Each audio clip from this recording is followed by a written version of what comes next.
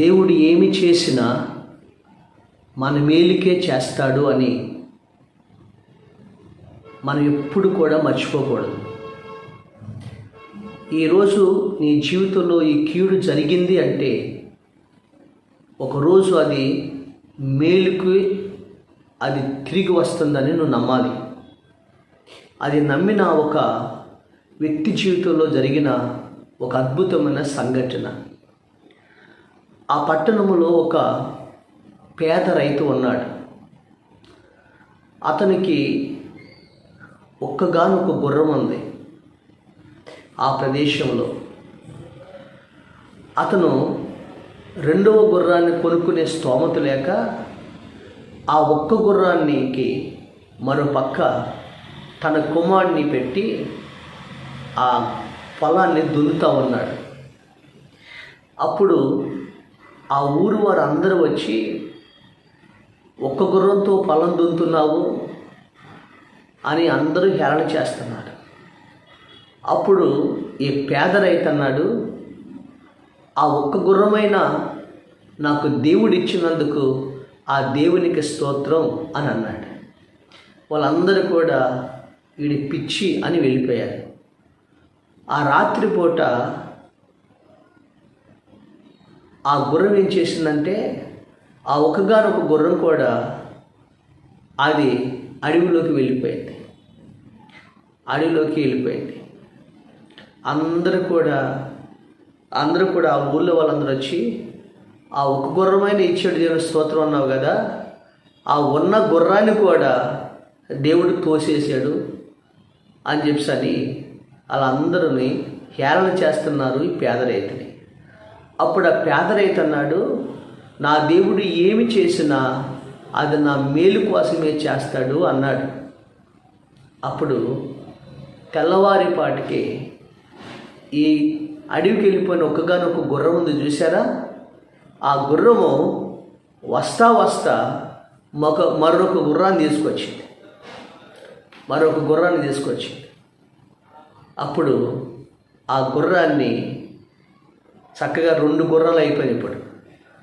అప్పుడు అన్నాడు, ప్రభా, ఈ గుర్రాన్ని నువ్వు తీసుకొచ్చినందుకు నీకు స్తోత్రం అని చక్కగా ఆ గుర్రాన్ని కట్టి పొలం దున్నుకుంటా ఉన్నాడు. ఈలోపు తన కుమారుడు ఏం చేశాడంటే, ఆ కుమారుడు ఆ పొలం గట్టు వెళ్తుండగా అతడు ఆ పొలం గట్టు మీద నుండి పడిపోయాడు. అతను కాలు ఇరిగిపోయింది. అప్పుడు అందరూ కూడా మళ్ళీ ఊరు వాళ్ళందరూ వచ్చారు. నీ దేవుడు ఆ గుర్రాన్ని ఇచ్చాడని చెప్పేసి దేవుడికి ఏది చేసినా నా మేలుకే చేస్తానన్నావు కదా, ఇప్పుడు నీ కుమారుడిని ఆ కాలు ఎరగొట్టాడు అన్నాడు. అప్పుడు వెంటనే ఇక పెద్ద ఆయన ఒక కీడు నా మేలుకే దేవుడు జరిగిస్తాడు అని అన్నాడు. అందరూ కూడా ఈ పిచ్చి పరాకాష్ఠగా చేరింది, వీడిని ఎవరు ఏం చేయలేరు, ఆ దేవుడు ఏది చేసినా నాకు మంచే చేస్తున్నాడు అంటున్నారని ఏరణగా నవ్వుకుని వెళ్ళిపోయారు. ఇంతలో ఆ రాజ్యం మీదకు ఒక యుద్ధం వచ్చింది. ఆ యుద్ధంలో చూసినటువంటి రాజు అన్నాడు, మన దేశంలో ఉన్న ప్రతి మగపిల్లవాడు కూడా ఖచ్చితంగా యుద్ధంలో చేరాలి, యుద్ధంలోకి జాయిన్ అయిపోండి అని రాజుగారు ప్రకటన చేశారు. అప్పుడు యవనస్తులందరినీ రాజు భటులు వచ్చి, సైనికులు వచ్చి యవనస్తులు మగపిల్లలందరినీ కూడా తీసుకుని యుద్ధానికి తీసుకెళ్ళిపోతున్నారు. అప్పుడు కొంతమంది అన్నారు, అయ్యా, ఒక్కగానొక్క కుమారుడయ్యా, ఆ కుమారుని మీరు వదిలిపెట్టండి అంటే కుదరదు, మన దేశం యుద్ధం కోసం ఖచ్చితంగా రావాల్సిందని తీసుకెళ్ళిపోయాడు. ఒక ఇంటికైతే 4 పిల్లలు ఉన్నారు, మగ పిల్లలు. అయ్యా, కనీసం ఒక్క కుమారుడైనా వదిలిపెట్టండి అయ్యా, 4 3 తీసుకెళ్ళిపోండి అయ్యా, ఒక్కనన్ను వదిలిపెట్టండి అని ఆ తల్లిదండ్రులు బతుకులాడుకుంటుంటే కుదరదు, 4 తీసుకెళ్లాల్సిందని తీసుకెళ్ళిపోయారు. ఈ విధంగా ఆ రాజు సైనికులు వచ్చి రాజుగారి పిలుపు మేరకు ఈ యుద్ధానికి ఆ రాజున్న మగపిల్లలందరినీ కూడా తీసుకుని వెళ్ళిపోయారు. ఆ సమయంలో ఆ ఊరి వాళ్ళందరూ కూడా వచ్చి ఆ పెద్ద దగ్గరికి వచ్చి అప్పుడు వాళ్ళందరూ కూడా ఏడుస్తూ ఉన్నారు. ఈలోపు ఆ సైనికులు ఈ భక్తులటువంటి ఈ పేదవాడి ఇంటికి కూడా వచ్చారు. వచ్చి చూసేవారికి ఈ భక్తుడు ఏం చేశాడంటే, ఈ భక్తుడు ఆ కుమారుడు కాలు ఇరిగిపోయి మంచం మీద పడుకున్నాడు. కాలు ఇరిగిపోయి మంచం మీద పడి ఉన్నాడు. అప్పుడు ఆ సైనికులు చూసి వీడు యుద్ధానికి పనికిరాడని అతను వదిలిపెట్టి వెళ్ళిపోయాడు. అప్పుడు ఆ ఊరు వాడ జనం అందరూ వచ్చి బోర్న ఏడుస్తూ అప్పుడు అన్నారు, ఆ పెద్దాన్ని చూసి అన్నారు, అయ్యా నీ దేవుడు చాలా గొప్పవాడు, నీ దేవుడు ఏది చేసినా నా మేలుకే చేస్తాడు, నీ దేవుడు నాకు అంతా మంచిగా చేస్తాడన్నావు కదా, నిజమే, నీ దేవుడు ఎంతో మంచిగా చేశాడు. నీ కుమారుడికి ఈ యుద్ధం జరుగుతుందని యవనస్తులందరినీ కూడా తీసుకెళ్ళిపోతారు, మగపిల్లలను తీసుకెళ్ళిపోతారని నీ దేవుడికి ముందే తెలిసింది. అందుకే నీ కుమారుడు కాలు ఎరుకొచ్చాడు. నీ కుమారుడు కాలు ఒక నెల రోజులు కాకపోతే 2 నెలల కల్లా తగ్గిపోతే హ్యాపీగా నడుస్తాడు. కానీ మా కుమారులు తిరిగి వస్తారో లేదో కూడా తెలియదని నీ దేవుడు చాలా గొప్పవాడయ్యా. ఆయన నమ్ముకున్న వారికి ఎప్పుడు ఆయన హాని తలపెట్టడు, ఆయన కీడు తలపెట్టడు. ఒకవేళ మనం మంచులో కీడు తలపెట్టినట్టుగా అనిపిస్తుంది కానీ అది మన మేలుకే జరుగుతుంది. నీ దేవుడు చాలా గొప్పవాడని వాళ్ళందరూ కూడా బోర్న ఏడుస్తూ ఆ దేవునికి కృతజ్ఞతాస్తుతులు చెల్లేదంచంట ఈ పెద్ద ఆయన బట్టి. హల్లెలూయా.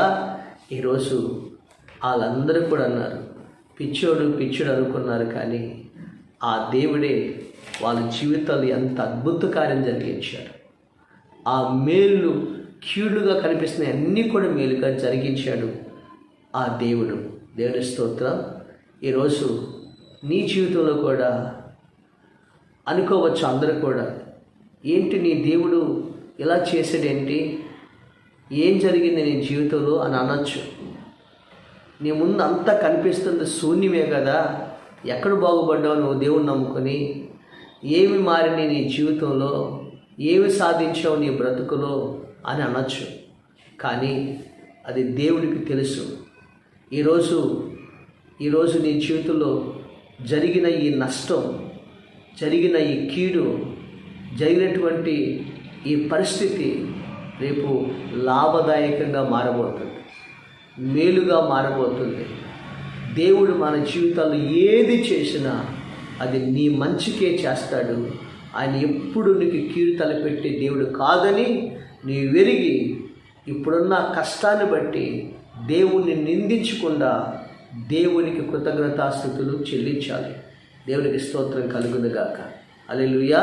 అందుకని బైబిల్ గ్రంథం రాయబడింది, రోమీయులు రాసిన పత్రిక 8వ అధ్యాయము 28వ వచనంలో మనం చూసినట్లయితే, దేవుని ప్రేమించే వారికి అనగా ఆయన సంకల్పం చొప్పున పిలువబడిన వారికి మేలు కలుగుటకై సమస్తమును కూడా సమకూడి జరుగుతాయి. దేవుణ్ణి ప్రేమించే వారికంట మేలు కలుగుతుందంట.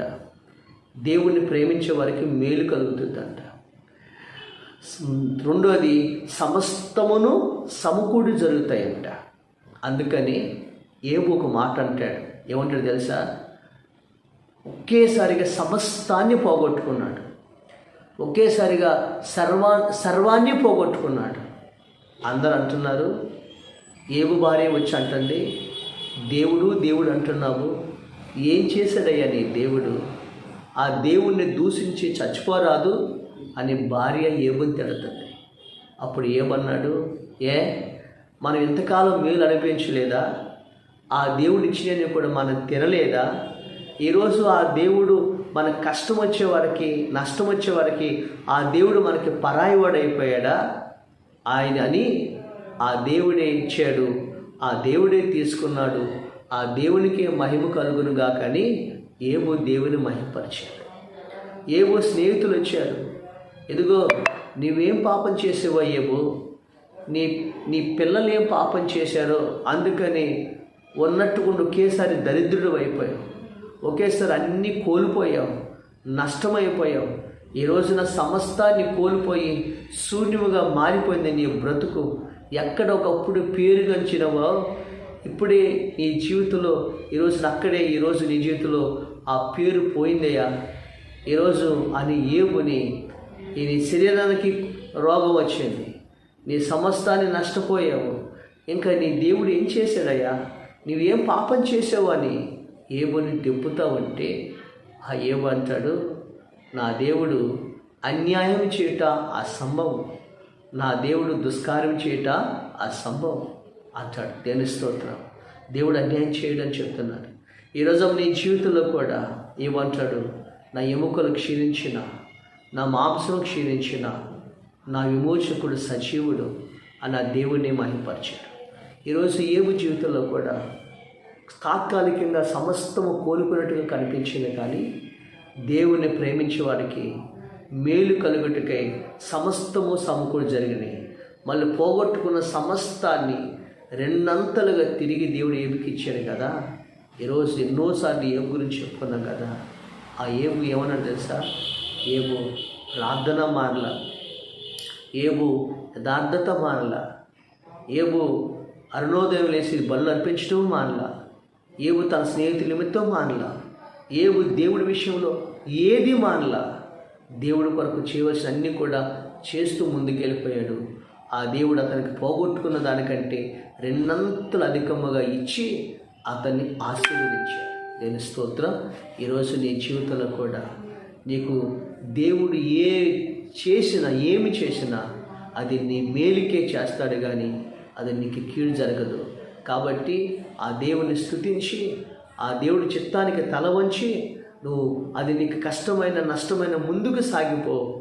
ముందు నీ జీవితం నీ ముందుకి నీకు మంచి గతిని దేవుడు నీకు దయచేయబోతున్నాడు. దేవుడి మాటలు దీవించిన గాక ఆమె. పరిశుద్ధుడైన మా తండ్రి, ఈరోజు నీ వాక్యం ద్వారా మా అందరితో మీరు మాట్లాడారు.